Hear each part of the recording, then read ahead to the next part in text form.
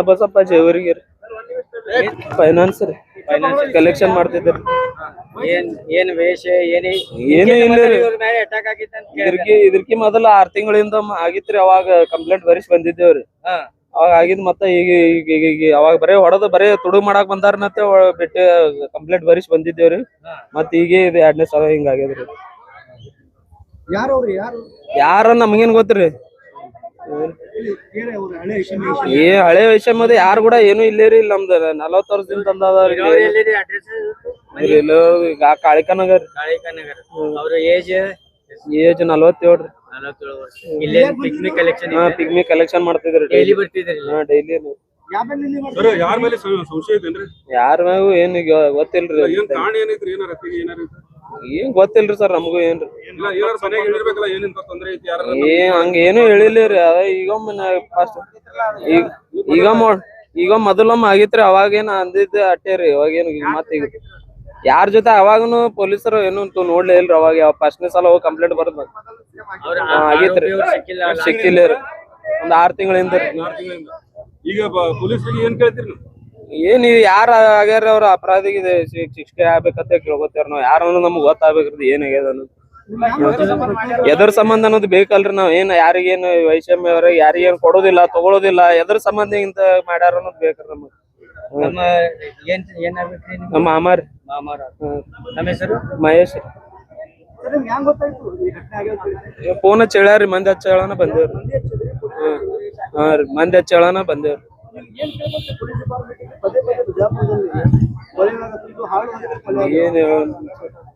ಯಾರ ಏನಾಗ್ಯದವ್ರಿಗೆ ತಕ್ಕ ಶಿಕ್ಷೆ ಆಗ್ಬೇಕ್ರಿ ಸರ್. ಯಾರ ಏನ್ ನಮಗ್ ಎದಕ್ ಆಗ್ಯದ ಅನ್ನೋದು ಬೇಕ್ರಿ. ಅದಿರ್ತದ ನಮ್ಮ ಮಾಮಾರಿ ಮಹೇಶ್ ರೀ. ಅದು ಏನಂಬುದು ಚೌಕಾಸಿ ಮಾಡ್ಬೇಕ್ರಿ. ಅದು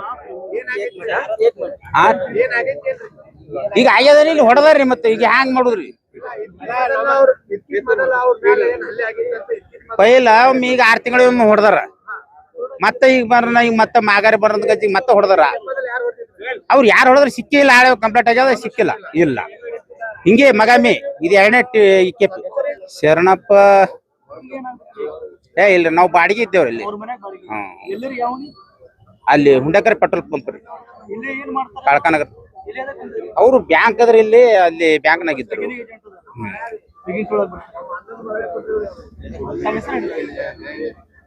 ಮಲ್ಲಪ್ಪ ಬ್ರದರ್.